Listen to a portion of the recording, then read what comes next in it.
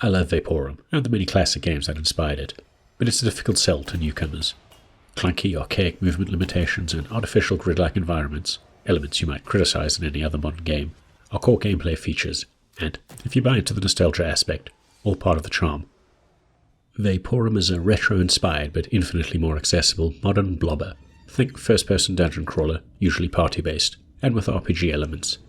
You trudge around labyrinthine, grid-based levels, searching for keys, solving puzzles, hunting for secret areas, avoiding hazards, and defeating enemies to progress between floors.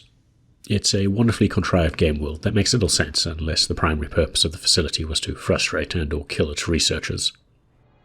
Events take place entirely within a massive steampunk tower in the midst of a raging and stormy sea, though figuring out who the protagonist is forms part of the early mystery.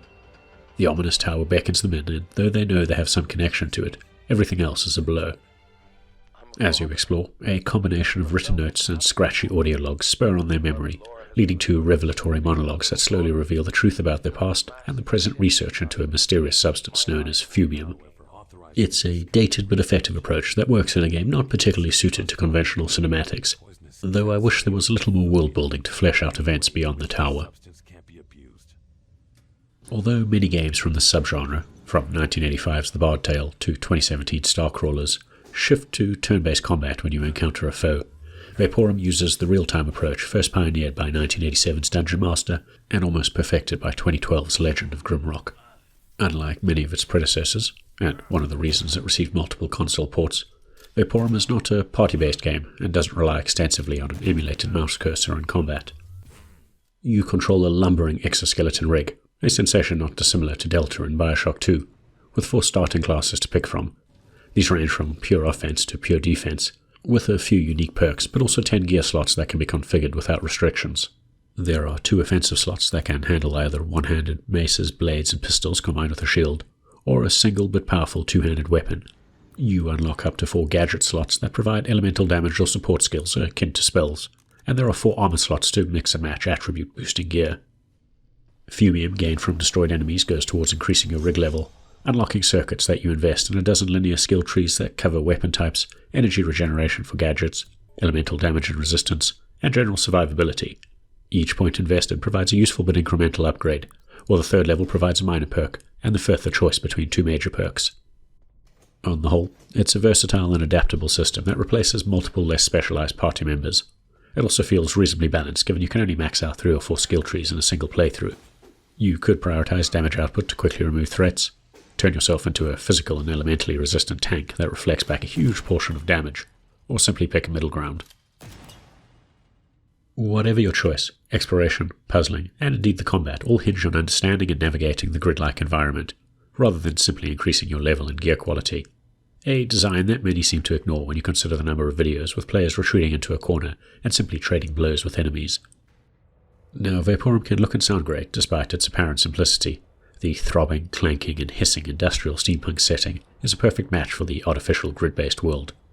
That said, Vaporum is at its most boring when you're just plodding down claustrophobic corridors or backtracking to a locked door, moving past hundreds of near-identically textured walls and floors. You move block by block in any direction relative to your view, which you can swing around 90 degrees at a time. Free look is great to scan for nefariously hidden switches and objects, and you'll have to engage in some light inventory management and menuing to use key items. Thankfully, what the system may lack in fluidity, it makes up for with purpose.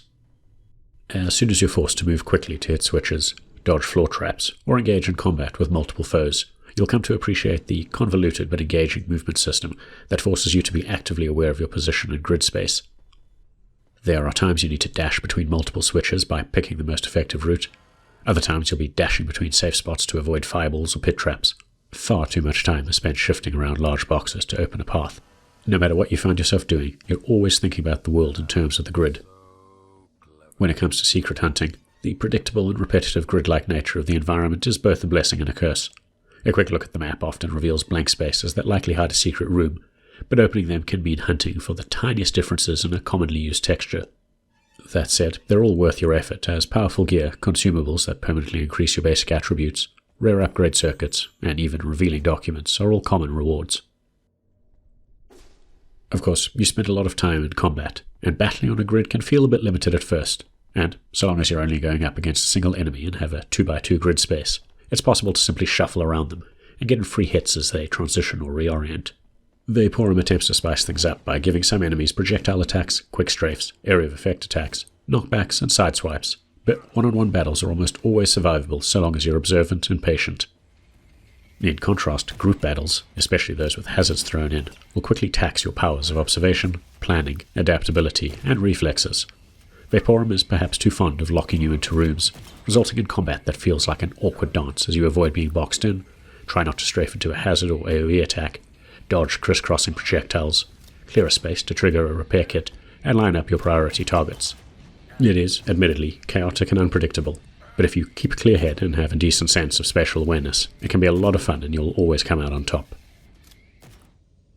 So, considering Vaporum 6 years from launch and 36 years since Dungeon Master introduced real-time combat to the formula, it's an interesting mix of old designs with more modern sensibilities. The PC version feels like the most intuitive to play, but the console ports are great, irrespective of which platform you own.